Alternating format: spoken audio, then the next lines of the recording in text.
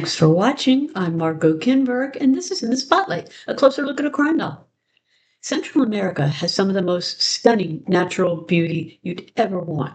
And of course, there's that delightful tropical climate. So it's not a surprise that it's a popular destination. It's also a very effective setting for a crime novel. Let's take a look at a crime novel that takes place there today and turn the spotlight on Amy Waeschle's Rescuing Reeve. Cassidy Kincaid is a volcanologist who's studying Costa Rica's Arenal volcano. She's plunged herself into her work as a way to cope with her grief at the death of her fiancé, Pete, who was killed in a motorcycle crash.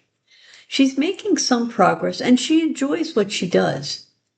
Then she gets a text from her stepsister, Rebecca. It seems that Rebecca's brother and Cassidy's stepbrother, Reeve, has gone missing.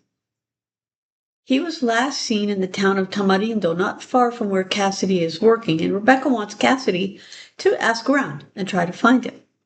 At first, Cassidy is very reluctant.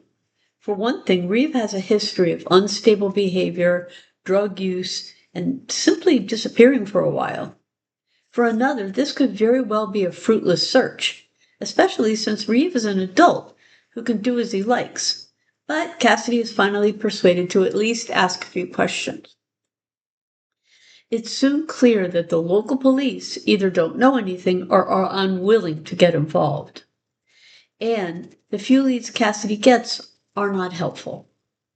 It's even likely that there are people who know the truth but aren't willing to talk. And more than one person warns Cassidy to let the matter go.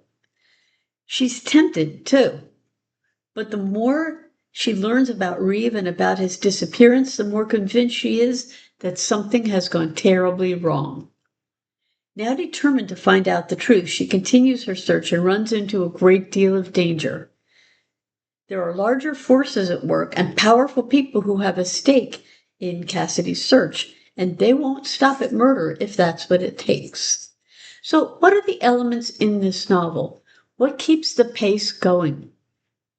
Well, as I say, the story takes place in Central America, Costa Rica and Nicaragua, and Waeschle places the reader there, both in terms of the physical setting and in terms of the local culture. It's a beautiful tropical place, but there's plenty of danger, too. There are locals, plenty of tourists, and people with business interests in the area, so we get to meet some of those people, too. Cassidy is a surfer, and she knows that Reeve is, too. So as she searches for him, she meets other surfers. So we also get a look at the larger surfing culture as well as the local Costa Rica surfing culture. Another element in the novel is the suspense created as Cassidy continues to look for answers. Little clues and pieces of information turn up that slowly build a picture of what happened to Reeve. As they do, Cassidy fears more and more for his life and for her own. As she gets closer to the truth, the tension builds. There are a few narrow escapes and some real peril for Cassidy, and there are people who aren't what they seem. The story is told in third-person past tense from Cassidy's point of view, so we learn things as she does. She's smart and quick-witted, resourceful and determined, but she is also vulnerable. She deeply mourns Pete's loss, and that's clear in the novel, but she doesn't drown herself in drink or drugs. She makes mistakes and takes risks that she's advised not to take, and there are consequences for that too. But she is driven, especially as the book goes on, to find out what happened to her stepbrother. The truth is dark and ugly, and the book doesn't make light of that.